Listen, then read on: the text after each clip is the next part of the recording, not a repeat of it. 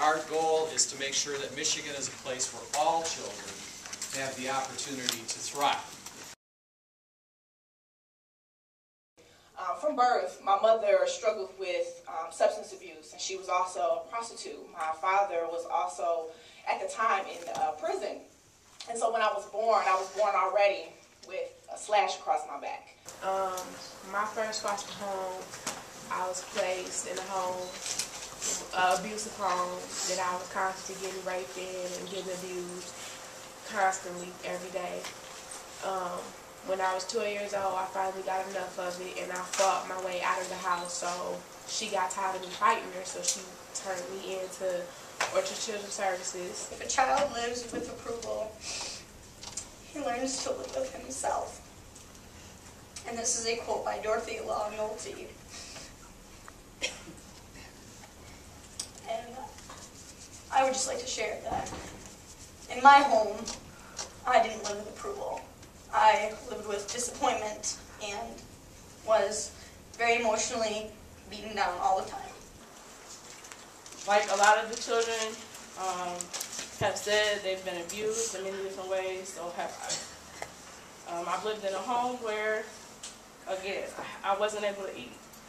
There were refrigerators full of food, freezers, deep freezers, and they have locks on them. You cannot eat. I've stood in corners for hours at a time.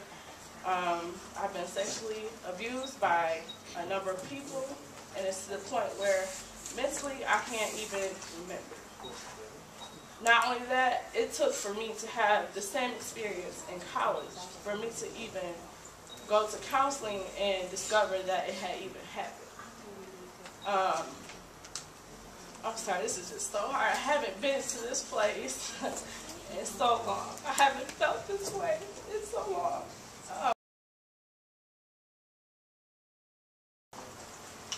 No one was there to make sure I went to school or did my homework. Nobody cared.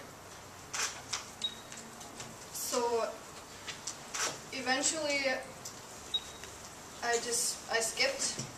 I didn't do my work. I tried to kill myself. And look where it got me. And I'm simply up here just hoping that kids in my disposition learn better ways to cope with higher standards, with higher academic standards in schools. And the teachers to do their job and go that extra mile, go that extra stride, and make higher strides, better strides to help them succeed.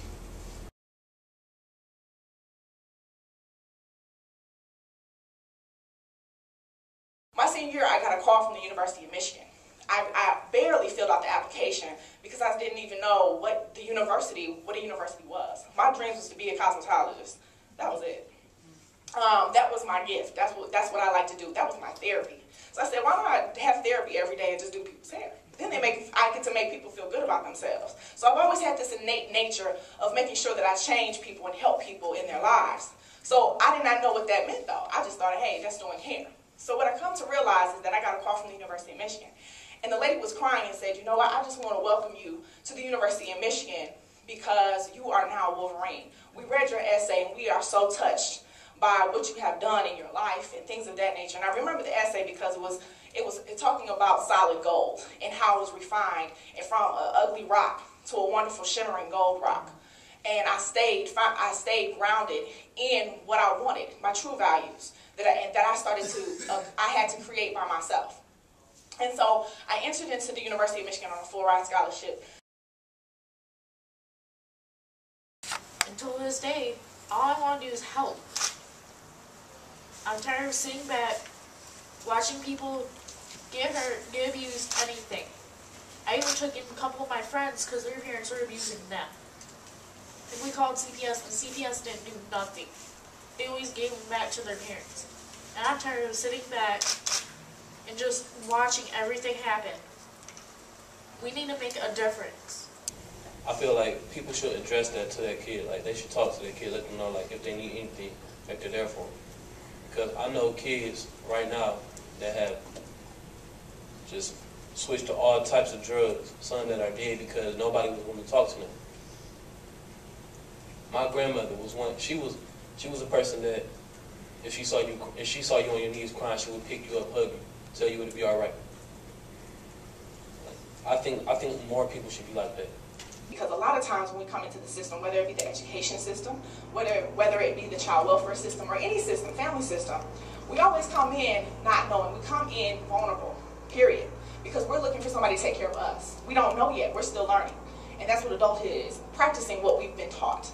So if you have been taught pretty much not to be productive, to run away from everything, not to face your fears, not to face and not know how to get security, when you come into it as an adult, what are you going to do?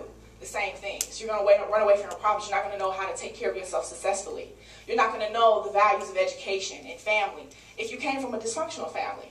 And so what I'm challenging for all of us to listen to these kids is to understand that they come from a disadvantage, which now we want to change those disadvantages into advantages. This is something that you guys should be listening to and understanding that there is obviously something really, really wrong. That we all have to continue to experience these experiences.